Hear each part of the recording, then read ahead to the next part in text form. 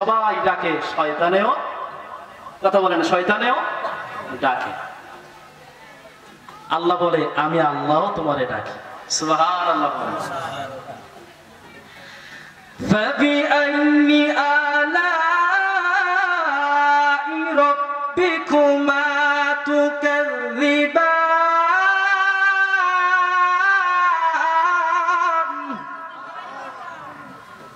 ও বান্দারে,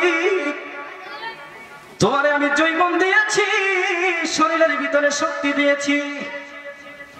এই শক্তি তুমি কোন কাজে লাগাও একটাবার হিসাব করে দেখছো? আমি আল্লাহর কোন কোন নিয়ামত তুমি অস্বীকার করবা? জৈবনকালে যদি আপনি 3 বেলা না খাইয়া থাকেন, তারপরও শরীরে যে শক্তি থাকবে, 50-60 বছর হইলে সেই শক্তি থাকবে? কথা বলেন, থাকবে? তার মানে বোঝা গেল এই জৈবনকালে যে শক্তিটা, এটা কি দুনিয়ার কোনো মানুষ দিছে? জোরে বলেন। আল্লাহ শক্তিটা বলতে এত সমস্যা আপনাদের দিছে কে? জৈবনের শক্তি দিছে কে? আল্লাহ দিছে। তাহলে বোঝা গেল এই শক্তিটা আবার আল্লাহই নিয়ে যাইবে। এই শক্তিটা আপনি আল্লাহর জন্য ব্যয় করেন। যুবক ভাইরা মনোযোগ লাগান। এখানে ফুলগুলো তো শুকনা ফুল, কাগজের ফুল, কিন্তু আপনি ফুলের বাগানের ভিতরে চলে যান। ফুলের বাগানের ভিতরে যায় দেখেন কত সুন্দর করে গোলাপ ফুলে আছে। গোলাপ ফুলটা দেখতে বড় সুন্দর লাগে, বড় আকর্ষণ দেখায়, বড় ভালো দেখায়। এই ফুলের সুবাস, ফুলের গৌরব চিরদিন থাকে না, থাকার নয়। আপনি ফুলটা ছিঁড়ে যখন আনবেন, আধা ঘন্টা থেকে 1 ঘন্টা পরে ফুলের সৌন্দর্যটা কমে যাবে, ফুলের সৌন্দর্য থাকবে না। ও যুবক, তোমারে আমি আল্লাহ যে জৈবনটা দিয়েছি, এটা ক্ষণস্থায়ীর জন্য, চিরজীবনের জন্য না। একটা কিছু সময়ের জন্য জৈবনটা তোমারে দিয়েছি। ফুল যেমন বাগানের গাছ থেকে ছেঁড়ার পরে আর 1 ঘন্টা পরে ফুলটা শুকায়া যায়, কোনো সৌন্দর্য থাকে না। তোমারে আমারে আমি আল্লাহ রাব্বুল আলামিন যে জৈবন দিয়েছি, এই জৈবনটা একদিন ফুরায়া যাবে। এই জীবন জৈবন তোমার চিরজীবনের নয়।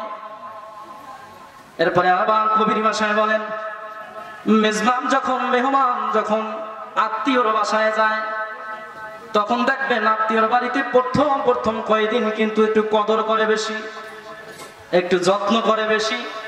প্রথম কয়েকদিন দেখবেন মেহমানের খুব আপ্যায়ন করে, কিন্তু 1 দিন 2 দিন 3 দিন, 3 দিনের পর দেখবেন আপ্যায়ন কমতেছে, আপ্যায়ন কমতেছে, বাড়তেছে। দেখেন পৃথিবীর ভিতরে আপনাদের কষ্ট হয়, ছেড়ে দেবো? যদি বলেন তাহলে আমি শেষ করে দেবো, কোনো সমস্যা নেই। আমাকে দিছেই মাইক 11টার সময়, তবে তারপরে চিন্তা করছি 1 ঘন্টা কথা বলবো, 12টার ভিতরে আমি ক্লোজ করবো ইনশাআল্লাহ। আমি আপনাদের বেশি ডিস্টার্ব করবো না, যতটুকু আলোচনা করি জাস্ট একটু এখান থেকে শুনে আমলে নেওয়ার তৌফিক হবে। বাড়িতে দেখবেন পৃথিবীর ভিতরে সব থেকে শ্বশুর বাড়িতে আদর যত্ন বেশি হয় না? ভুল বললাম কথাটা? শ্বশুর বাড়িতে সব থেকে আদর যত্ন বেশি হয়। আপনি যখন যাইবেন প্রথম দেখবেন মুরগি, গরু, মাছ, বিভিন্ন আইটেম আপনার সামনে আসবে। 1 দিন 2 দিন 3 দিন পর দেখবেন আপনার আইটেমগুলো কমতে থাকবে। এর জন্য এক লোক গান গায় আর রাস্তায় হাঁটে, শ্বশুর বাড়ি মধুর হাড়ি, এই বাড়ি কি ছাড়তে পারি? শ্বশুর বাড়ি মধুর হাড়ি, এই বাড়ি কি ছাড়তে পারি? তা বাংলাদেশে দেখবেন পাবলিক যত টয়লেট আছে, বাথরুম, যেমন বাজারের ভিতরে যে বাথরুমগুলো থাকে, বাস স্ট্যান্ডে যে বাথরুমগুলো থাকে, রেল স্টেশনে যে বাথরুমগুলো থাকে, এগুলো দেখবেন লেখতে এখানে জায়গা ফাঁকা নাই, লেখার আর জায়গা নাই। চক দিয়ে লেখে, কলম দিয়ে লেখে, ইটের কোষা দিয়ে লেখে না? লিখবে না আই লাভ ইউ অমুক তমুক, এই প্লাস তমুক, তমুক প্লাস তমুক, আমি তোমার ভালোবাসি, বাথরুম করার দিন ভরা, ফাঁকা নাই জায়গা। তাই একবার ওই শ্বশুর বাড়ি মধুর হাড়ি, এই বাড়ি কি ছাড়তে পারি, এবার শ্বশুর বাড়ি হ্যাপি ভক্ত হয়ে গেছে না। বাথরুমের ভিতর ঢুকে এখন বইয়া কি করবে দেখতেছে, সবাই লেখছে অনেক কিছু, আমার তো কিছু লেখা লাগে, এখন উনি লিখতেছে শ্বশুর বাড়ি মধুর হাড়ি, এই বাড়ি কি ছাড়তে পারি। কিছুক্ষণ পর গেছে আর সম্বন্ধী বাথরুমের ভিতরে যাইয়া লেখা আছে শ্বশুর বাড়ি মধুর হাড়ি, এই বাড়ি কি ছাড়তে পারি। সম্বন্ধীকে সর্বনাশ, সেটি বাসা বাঁধা যাইছে, এ তো মনে হয় আর ছাড়বে না শ্বশুর বাড়ি। উনি আবার নিচে রাখছে ইয়াতে রাইখো 3 দিন পরে ঝাঁটার বাড়ি, নিচে রাখছে ইয়াতে রাইখো 3 দিন পরে ঝাঁটার বাড়ি। এক লোক মাহফিল শুনতে আইছে রাত্র 2টা 2:30 বাজছে শ্বশুর বাড়ি এলাকায়। মাহফিল করে চিন্তা করতেছে এত রাত্র হয়ে গেছে বাড়িতে যাবো কি লাগে, শ্বশুর বাড়ির কাছে যখন আছে শ্বশুর বাড়িতেই যাই না, যা করে খোদা। শ্বশুর বাড়িতে যাই দরজা লক করছে, কে গো? জামান নাকি? আয় হ্যাঁ জামাই আইছে, জামাই আইছে।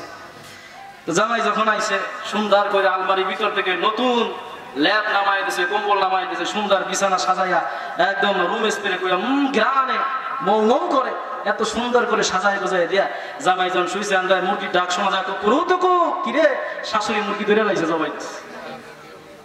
মুরগি জবাই দেওয়ার পরে সকালবেলা হ্যাঁ মুরগি রোস্ট, মাশাআল্লাহ। এর জন্য তো ওই শ্বশুর বাড়ি মধুর হাড়ি, এই বাড়ি কি ছাড়তে পারি? ভালো করে বুঝবেন গল্পটা দিয়ে আমি কি বুঝাই। চিন্তা করলো এই বাড়ি ছাড়া যাইতো না, বাড়িতে বইয়া মুরগি জবাই দিলে ভাগেই তো পাই না। উনি দুপুরবেলা মুরগি খাইল, এখন বিকালবেলা শাশুড়ি বাজারে ব্যাগ নিয়ে শ্বশুরের কাছে যাইয়া ভাই সর্বনাশ, মনে করছি জামাই মনে হয় বিকালে যাইব গা, হেতি এখনো যাইছে না। কয় কি করতাম, বাজারে ব্যাগটা দাও, বাজারে যাই।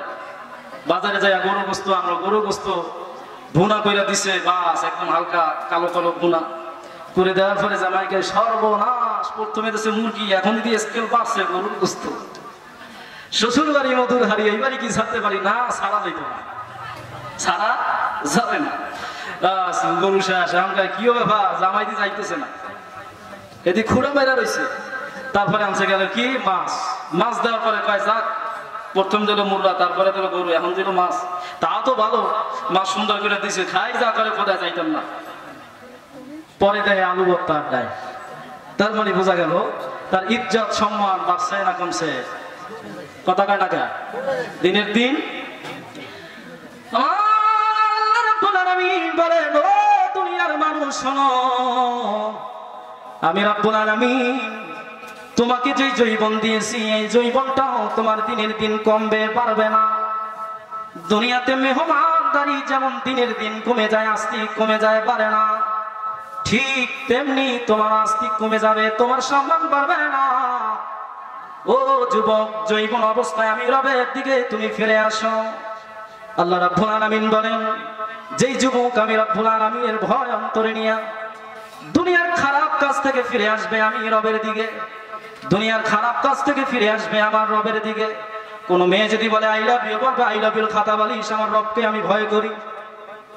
কোন মেয়ে যদি প্রস্তাব দেয় আসো গোপনে গুনার কাজ করি, বলবেন আমার রব আছে। কোন যুবতী এবং যুবক যদি মহান রবের ভয় অন্তরের ভিতরে নিয়ে একবার আল্লাহরে আল্লাহ বলে ডাক দেয়, আমার আল্লাহ রাব্বুল আলামিন বলেন, ও দুনিয়ার মানুষ শোনো, আমি রাব্বুল আলামিন বললাম এই বান্দা একবার আমারে আল্লাহ বলে ডাক দিবে, আমি 70 বার ডাকের সাড়া দিব। 70 বার ডাকে সাড়া দিব। বান্দা বলো কি চাও? 70 বার ডাকে সাড়া দিব। শুধু তাই নয়, জিবরাইল আলাইহিস সালাতু ওয়াস সালাম একদিন নবীর কদমে আসছেন, এসে বলেন, হুজুর আপনার কাছে আমি একটা কথা বলবো, শুনবেন নি? বলো জিবরাইল, কি বলবা?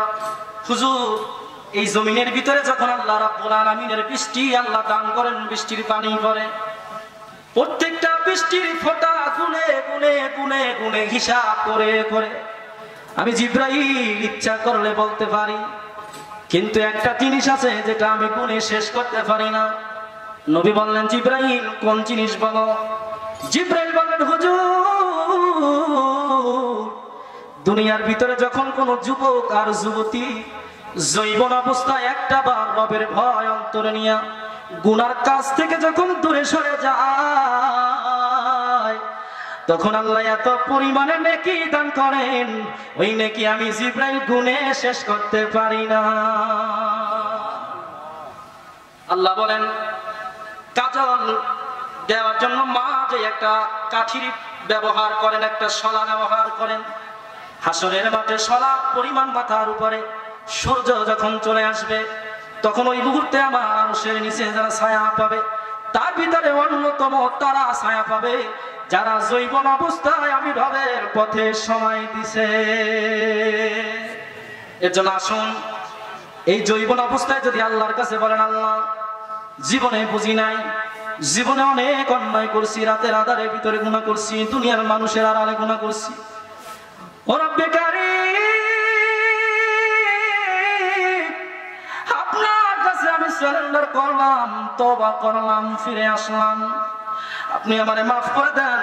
আর মাফ চাওয়ার মতো যদি চান, আল্লাহ বলেন ইয়া আইয়ুহাল্লাযীনা আমানু তুবু ইলাল্লাহি তাওবাতান নাসুহা। ঈমানদার যদি একবার তওবাতুন নাসুহা করতে পারো, একনিষ্ঠতার সঙ্গে তওবা করতে পারো, আমি রব্বুল আলামিন তোমাকে মাফ করে দিব, তাতে কোনো সন্দেহ নাই। জোরে বলেন আল্লাহু আকবার। শুনেন, চিন্তা করেন এক সময় যুবক ভাইরা যে বৃদ্ধ বয়স হইলে তখন মসজিদে যাই আল্লাহ বিল্লাহ করবো আর আল্লাহর কাছে তওবা করবো। তওবা শব্দের অর্থ হলো আল্লাহর দিকে ফিরে আসা।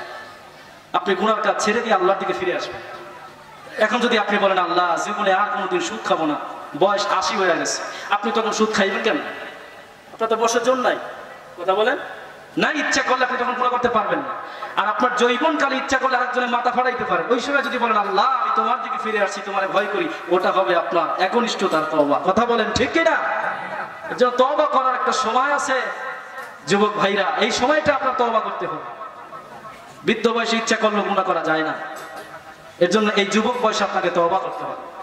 যত পরিমাণে তওবা হোক, গুনাহ হোক, মুরব্বী বাবারা, যুবক ভাইরা, পর্দার আলে মা বোনেরা, ভালো করে শুনেন, যত পরিমাণে গুনাহ হোক, আল্লাহ বলে আমার রহমতের চাইতে বান্দা তোমার গুনাহ বেশি না।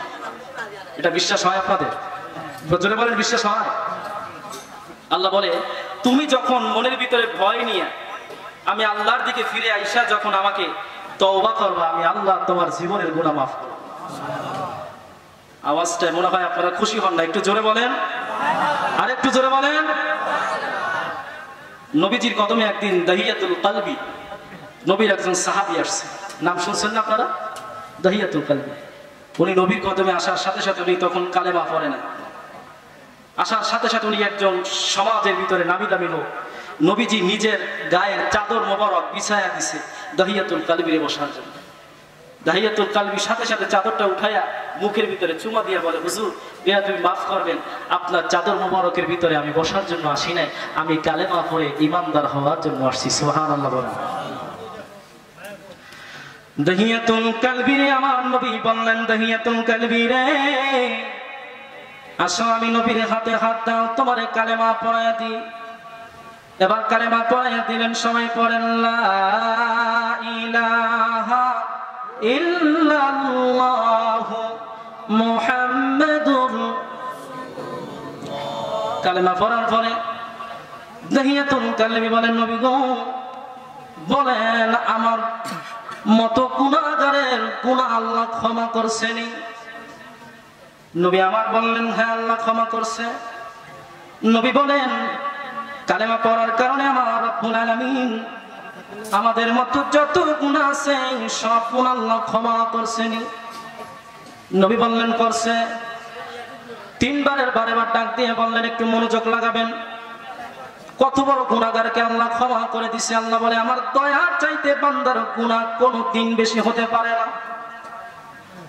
রব্বুল আলামিন বারবার বারবার ডাক দেয়, বান্দায় আমার দিকে ফিরে আয়, একবার তওবা করবি, আমি রব্বে কারীম করে মাফ করে দিয়া জান্নাতি বানায় দিব।